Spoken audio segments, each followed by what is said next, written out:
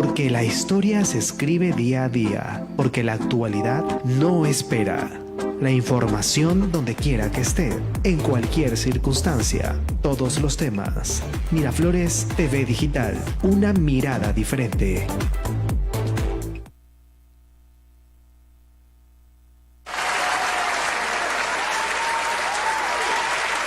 Y 26, 7 y 26 estamos saliendo en punto, comenzando un nuevo programa de Salud y Derecho. Y hoy día nuevamente acompañado como cada semana con Miguel Cortés. ¿Qué tal, Miguel? ¿Cómo estás? Hola, Hansel, compartiendo una noche más de transmisión de Salud y Derecho.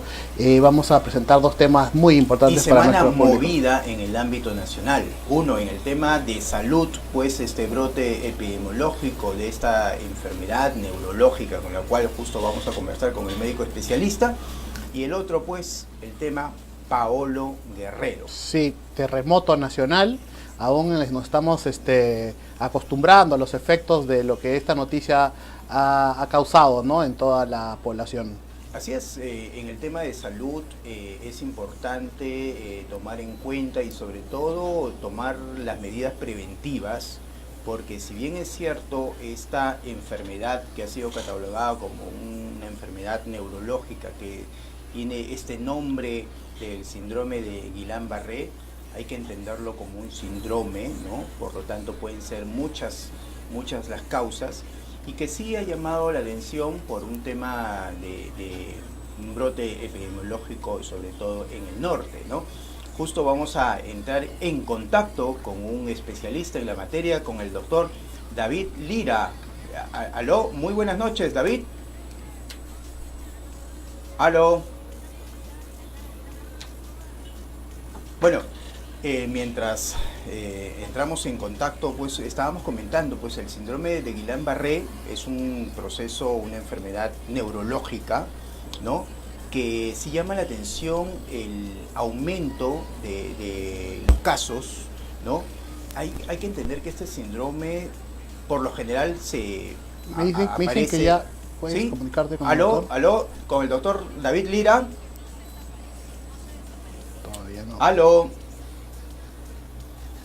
Entonces es importante conocer el abordaje, los casos nuevos, pero hay que entender, Miguel, que esto será.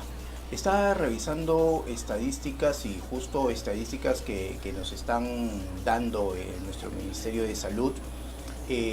Estamos bordeando al año 2016, 2017, 160 casos, 170 casos, ¿no?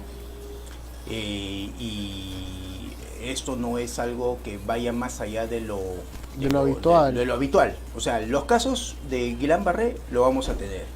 Cuando hemos tenido pues la oportunidad de hacer rotaciones en los diversos hospitales, sobre todo hospitales grandes, por lo menos hemos visto algún caso de síndrome de Guillain-Barré. Sí, yo tenía el dato del 2 de mayo, siendo un hospital de referencia a nivel nacional, que su estadística es 4 casos al mes. Al mes. Sí. O sea, estamos hablando, si eso lo multiplican por 12, 48 casos, ¿no? Y hay que entender pues que el hospital 2 de mayo es un hospital de referencia nacional. ¿No? Y para nuestro público nos entienda, cuando nosotros decimos que es un caso de un brote epidemiológico, lo que queremos decir no es que hayan se incrementado los vectores, sino el número de pacientes que tienen esta enfermedad en una zona determinada, ¿no? En este caso Trujillo. Así es, y de pronto pues se vieron con el tema de diversos casos con compromiso neurológico ahí en el norte. Eso llamó la atención, han empezado a buscar nuevas causas, ¿no? 7:30 estamos por Miraflores TV Digital, saliendo en vivo y en directo por Miraflores TV Digital, 7:30. No sé si ya tenemos el contacto con el doctor David Lira. ¿Aló? Sí, aló, buenas noches. ¿Aló? Doctor David Lira.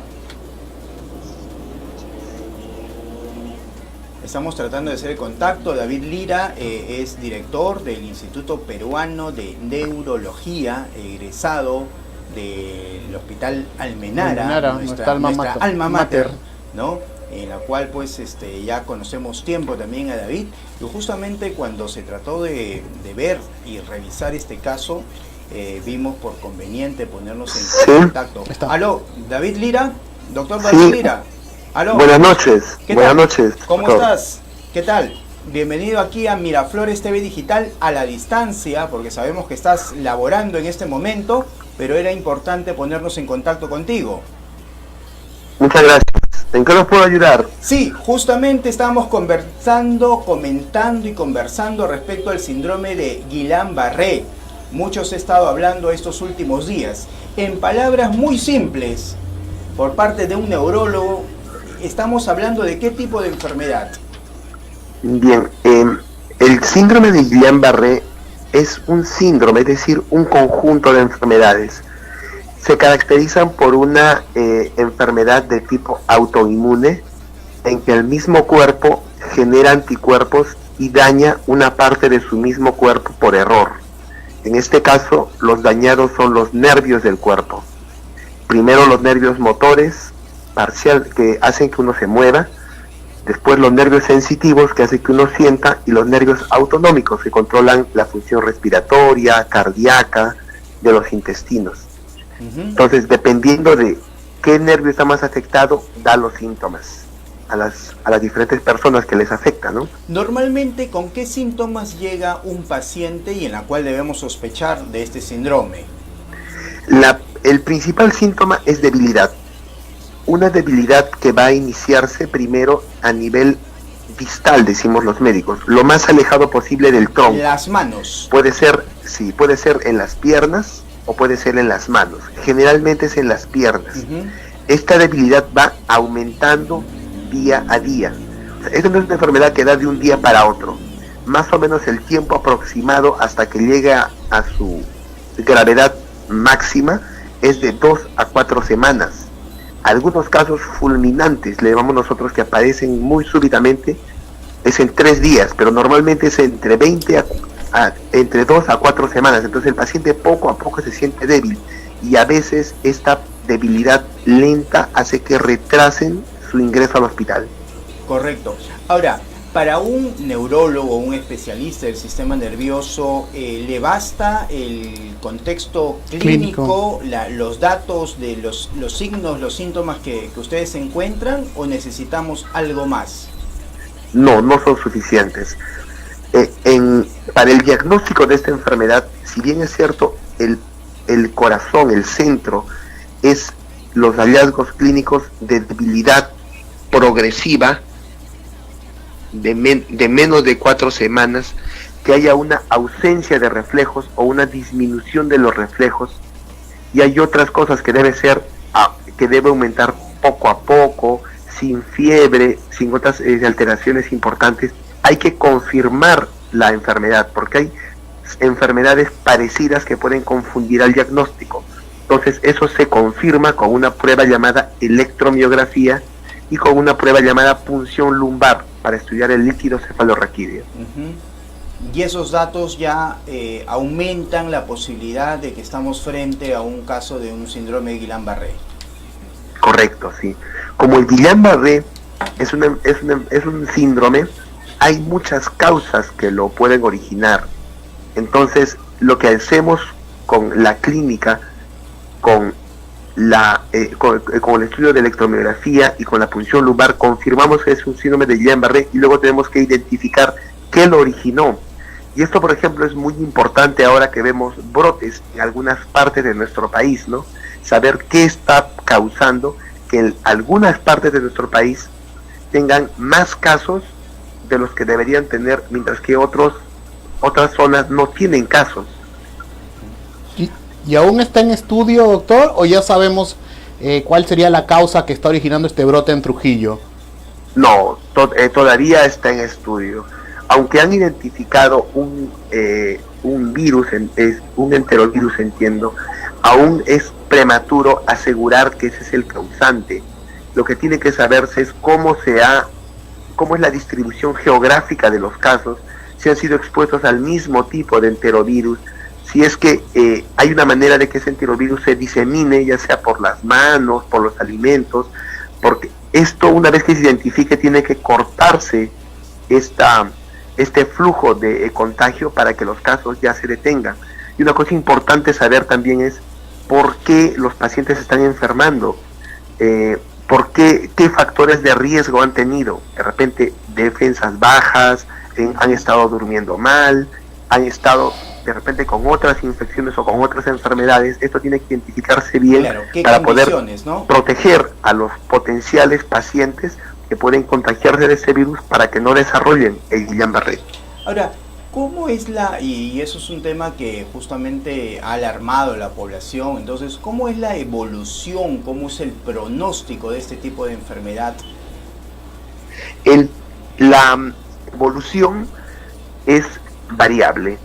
Algunas personas pueden progresar en la debilidad y solamente detenerse la debilidad en los brazos y en las piernas. Hablamos de más o menos un 70% de los pacientes, o sea, 70 de cada 100. Un porcentaje menor de un 20% a un 30% van a desarrollar una complicación que se llama complicación ya de músculos respiratorios y compromiso vulvar, que es una parte del cerebro en la parte inferior que se llama tronco cerebral. Cuando este centro se compromete y los músculos respiratorios, uno no puede respirar y puede entrar en paro respiratorio y puede fallecer. Entonces, aquí es importante que los pacientes que tienen este riesgo estén hospitalizados en una UCI, porque cuando entran en falla respiratoria tienen que ser intubados de inmediato o en corto tiempo, porque si no se hace eso, fallecen. Correcto. Y dentro de las alternativas que tenemos respecto al tratamiento, ¿qué ofertas de tratamiento tenemos aquí en el ámbito nacional y qué es lo aconsejable en sí? Hay dos tipos de tratamientos.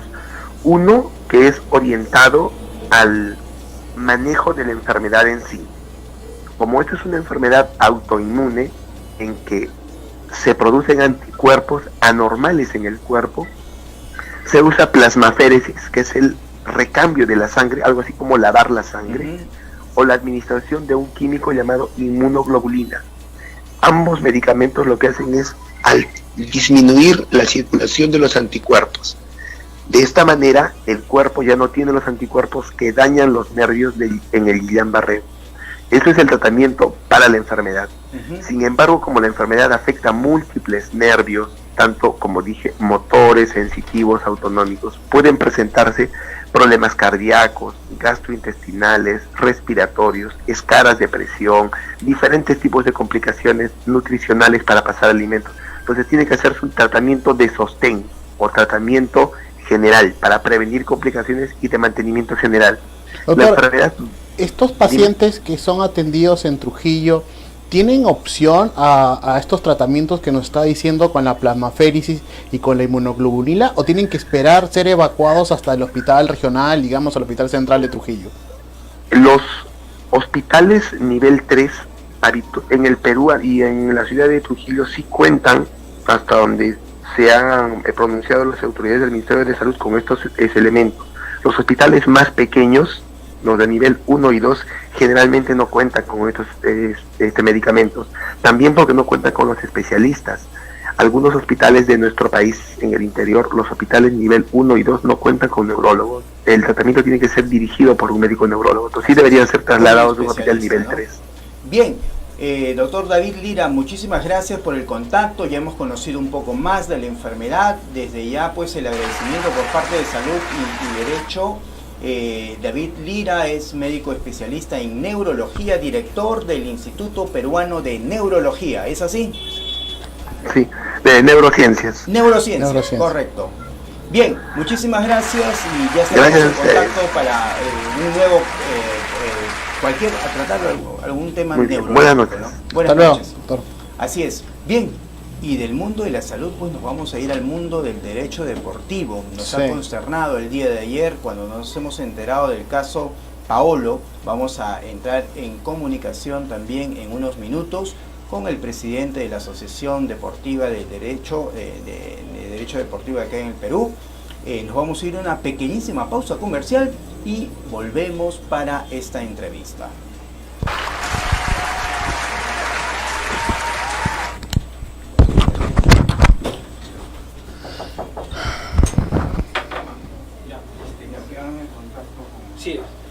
Lo voy a hacer entrar Christopher contigo, al costado. Hola. Este y todos los martes, de 6 a 7 de la noche, Detrás del Político.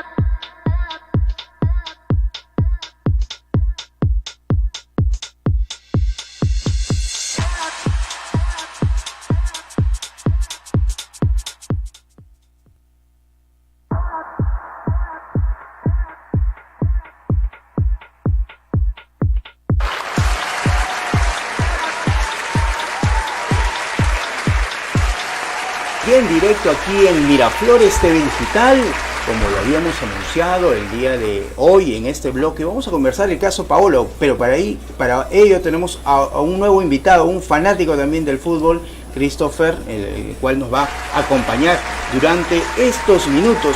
Y justo vamos a entrar en comunicación con el doctor Juan José Castro. Aló, buenas noches. El doctor Juan José Castro pues es especialista en Derecho Deportivo y presidente también de ADPER. Esta es la segunda parte Así del programa anterior, nos ya quedamos con la duda. Ya con la resolución TAS Con de la por resolución medio, ¿no? TAS de por medio, sí. Aló, doctor Castro. Aló. ¿Qué tal? Buenas noches, bienvenido nuevamente aquí a Miraflores TV Digital y conversar. Ya tenemos la resolución del TAS el día de ayer. ¿Y cuáles son sus apreciaciones sobre este hecho? Muy buenas noches, Hansel, agradecido por la invitación a tu programa. Sí, efectivamente, primero como peruano lamentar esta nota de prensa, ¿no? En realidad no es el laudo todavía, que ha publicado en su página web del TAS, ¿no? Y bueno, tenemos algunas conclusiones, muchas de las cuales confirmamos en el tema de nuestra posición como Asociación de Derecho Deportivo del Perú y también como abogado deportivo, y otras que no conocíamos hasta esta nota, ¿no? Por ejemplo, ¿no? Quedó claro, y eso es lo que nosotros sosteníamos desde un principio, Hansel, por la experiencia y por el conocimiento en este tema, es que FIFA no ha apelado, ¿no? Como se especuló, es claro en la traducción. Las personas o las partes que apelaron fue el jugador, en este caso Paolo Guerrero, que buscó la absolución de su fallo, ¿no? Que el Tribunal de Apelaciones le impuso de 6 meses, y la UADA, ¿no? Que apeló al TAS con la finalidad de que, como ese fallo a ellos les parecía que no estaba dentro del rango, de acuerdo al Código Antidopaje, tanto de FIFA como de UADA, y que solicitó el aumento de la sanción, ¿no? Entonces, ese es la primera conclusión que podemos entender, interpretar de esta nota de prensa del TAS. Igualmente, el tema de que nuestro deportista, lamentablemente, si bien es cierto, se comprueba que él no consumió alguna sustancia para mejorar una mejor performance, digamos, de su preparación física en el deporte, ¿no? Y tampoco consumió ninguna sustancia como alguna droga, etcétera, pero sí el TAS, para el criterio de ellos, señala que había una negligencia, ¿no? Que lamentablemente esa negligencia en la ingesta de un té, ¿no? Que contenía una sustancia prohibida, ante los argumentos de la contaminación, no ha sido, pues, digamos, muy convincente y no se ha aprobado, lógicamente, este tema de la contaminación para el TAS, ¿no? Para el TAS. Así es. Ahora, doctor, ya tenemos la resolución de por medio, ¿no? Sin embargo, a nosotros acá como panel nos interesa conocer algunos otros hechos. A ver, Christopher. O sea, quería preguntarle qué otras instancias podrían, o sea, ¿Qué viene? ¿qué es lo que viene ahora? Jurídicamente, ¿hay posibilidades de manejarlo esto en otras instancias? ¿Ya se acabó la vía deportiva disciplinaria? A ver, la vía deportiva disciplinaria termina con el TAS, efectivamente, ¿no? Pero existe el Tribunal Federal Suizo, pero solamente uno acude a este tribunal, es una especie de tribunal constitucional, en los siguientes casos, ¿no? Primero, si el árbitro único fue designado de forma irregular o el tribunal arbitral fue constituido de manera irregular. Dos, si el tribunal arbitral sostuvo erróneamente que tenía o no tenía jurisdicción. Doctor Castro, Sí, aló. un favor, aclárenos el tema de árbitro, porque cuando hablamos de fútbol se puede estar confundiendo de un árbitro FIFA. Un referee. Aclárenos para poder entender bien es el tema de la categoría y la funcionalidad de un árbitro que es otro tipo de árbitro, en este caso que emite un laudo, ¿no? Claro, bueno, el TAS es el Tribunal de Justicia del Deporte, que está conformado por árbitros. En la lista son profesionales en el TAS, son letrados, y más o menos son algo de 299 árbitros, ¿no? Así es. De todas las nacionalidades. Entonces, cuando uno acude en apelación al TAS, ya agotando la vía administrativa en su respectiva, digamos, federación o tribunal de disciplina, en este caso la FIFA, ¿no? En el tribunal de apelaciones, primera instancia fue el tribunal de comité de disciplina de la FIFA. Uno acude al TAS y tiene la posibilidad de cada parte escoger un árbitro, ¿no? Como te decía, estos árbitros son letrados y conocen del caso, bueno, que es apelado, ¿no? A la pregunta que me hizo ahí en la cabina, hay un tema importante, esto del Tribunal Federal, Hansel, Sí. Ha manifestado algunos requisitos para poder acudir ahí, y hay uno principal. Mira, dice, si el tribunal arbitral falla sobre pretensiones que no han sido objeto de solicitud por las partes o no resuelve sobre alguna de las pretensiones, entonces se entiende que el laudo, que todavía no lo conocemos y que sería interesante dentro de unos días conocerlo por el tema de los considerandos, tiene que estar, digamos, ajustado a las pretensiones de las partes. Porque si no, por eso yo digo, no podemos adelantar, y seguramente que la defensa de Paolo Guerrero también está atenta a esta resolución, al laudo, ¿no es cierto? Cabría la posibilidad, ¿no es cierto?, de poder acudir al Tribunal Federal, ¿no? Porque ellos ven un tema de debido proceso, en busca de la nulidad del laudo, ¿no? O sea, lo que se realiza, o en la posibilidad que hay para poder recurrir al Tribunal Federal es buscando la nulidad, porque ha habido un vicio en el proceso, porque ha habido algún vicio en el debido proceso, etcétera, ¿no? Doctor Castro, para que vaya quedando claro, el único medio impugnatorio posterior a una resolución TAS, en el caso de que haya estos motivos que usted está citando, es la nulidad del laudo arbitral. Así es, en el tema deportivo es así, es exacto. Doctor Castro, una pregunta, buenas noches. Quería saber cuál era su opinión acerca del comunicado del FIFPro, la Union Soccer Player Association, que es el sindicato de jugadores, ¿no? Se ha mencionado que va a establecer una reunión con FIFA. ¿Qué alcances podría tener esta reunión? No tiene ningún alcance a nivel jurídico. En realidad es una situación de, digamos, de estar atento a lo que sucedió con Paolo, de apoyo.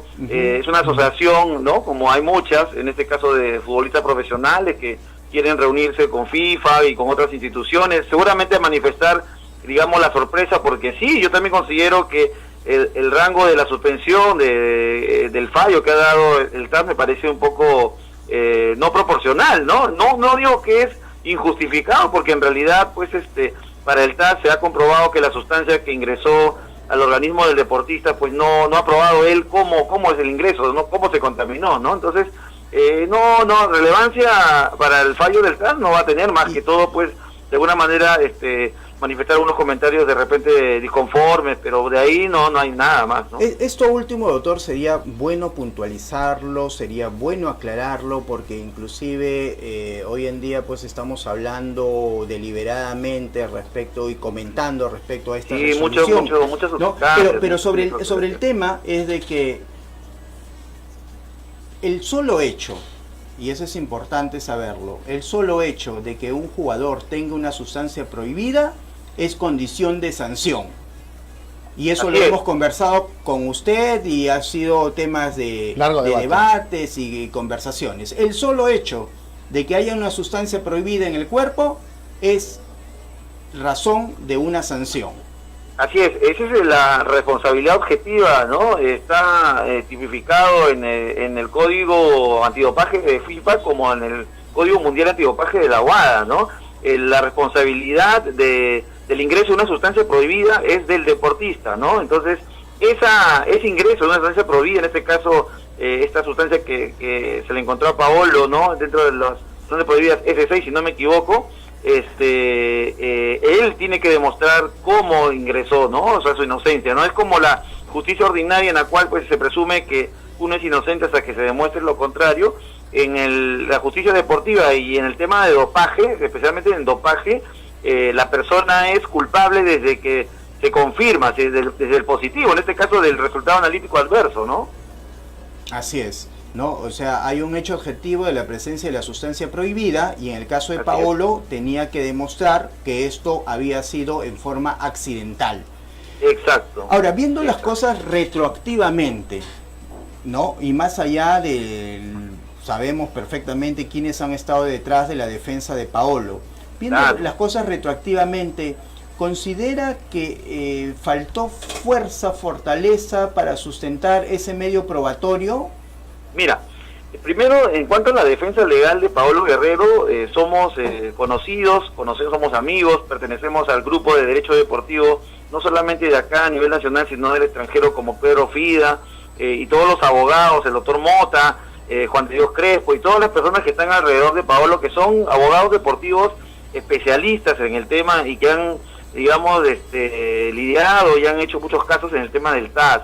En ese sentido, primero, considero que la apelación está bien, o sea, está bien efectuada, porque si no apelaba Paolo Guerrero Hansel, lo hubiera hecho la AMA, o sea, que igual siempre apela. Y lo hubiera hecho igual la AMA. Siempre Entonces, apela. ¿Y sabes qué, Hansel, para concluir acá? El tema es que si Paolo no apelaba, y solo apelaba a WADA, inclusive la sanción no hubiera sido la de 14 meses, de repente hubiera sido mayor, ¿no? Entonces, la defensa de Paolo, yo creo, porque no conocemos, como te digo, cómo ellos han pensado, pero estoy seguro por la experiencia que ellos tienen y por lo que siempre conversamos en este ámbito del derecho deportivo, ellos han pensado justamente ese tema, ¿no? Hay que apelar, porque WADA va a apelar, así que tenemos que ir al TAS para defender nuestra posición, ¿no? Así es. Ahora, esta resolución ya existe el laudo arbitral, no conocemos los considerandos, que estos días lo veremos, no conocemos los considerandos, pero sin embargo, me imagino que procesalmente en este momento los Paolo y los defensores, los abogados de Paolo ya tienen el laudo en sus manos, por lo menos notificado electrónicamente. Sí, procesalmente. No te copié muy bien, pero procesalmente ya existe el laudo en manos de la defensa de Paolo. No creo, eso tiene que ser notificado y eso seguramente que lo publican en la página del TAS, ¿no? Definitivamente, porque los laudos, así como unas sentencias acá en el Perú, son de conocimiento público. Mira, hay un tema, Hansel, que quedó en el tintero. Esto de la defensa, digamos que no pudo demostrar. Mira, yo creo que más que eso, porque yo creo que ha estado bien encaminado, es el tema del apoyo que no ha tenido el deportista, por ejemplo, en el caso del mozo que dice que hace algunos minutos o horas hemos escuchado de parte de Paolo, que no quiso colaborar, ¿no? Entonces, digamos que el sustento, el fundamento de que él se contaminó estaba bien encaminado. El tema es que las pruebas que digamos, por lo que hemos escuchado por parte del deportista, no han sido, digamos, tan concretas, ¿no? Pero no por el tema que no ha sido bien conducido por el abogado o por el mismo deportista, sino que se da la impresión que hay partes, testigos, en este caso el tema del mozo, no sé, el tema del hotel, que no han colaborado, según Pablo Guerrero, para poder, digamos, comprobar el tema de esta contaminación accidental, ¿no? Porque imagínate, el testimonio del mozo es fundamental. Pues mira, el caso de Busquets, no sé si tú te acuerdas, cuando él se contamina, llevó a esta señorita que tuvo relaciones sexuales y se contaminó porque coca. Esa chica era consumidora de coca, entonces tuvo que acudir a la audiencia, una serie de pruebas, pero el deportista pudo demostrar, ¿me comprendes? En este caso, por lo que yo escucho, por el tema del deportista, por el caso de Paolo, lamentablemente parece que no ha tenido la colaboración, ¿no?, de algunas personas que eran fundamentales para demostrar que él realmente se contaminó. Y ya lo iremos conociendo también en el transcurso de los días qué hubo detrás de todo eso. Bien, doctor Castro, muy amable el compartir este tema, y es un tema pues que lo venimos conversando y será tema de debate en los próximos días también. Muchísimas gracias por el contacto. Encantado, gracias, muchas gracias por la entrevista. Gracias. Bien. Quedó corto, como todos los martes el programa, ya ahí el productor nos está diciendo corten, ya es hora. Y bien, y con ustedes, bueno, agradecerte Christopher, a ti Miguel también, por una semana más aquí en el programa de Salud y Derecho, y ya la próxima semana con temas novedosos. Bien, nos vemos hasta el próximo martes. Chao. Hasta luego.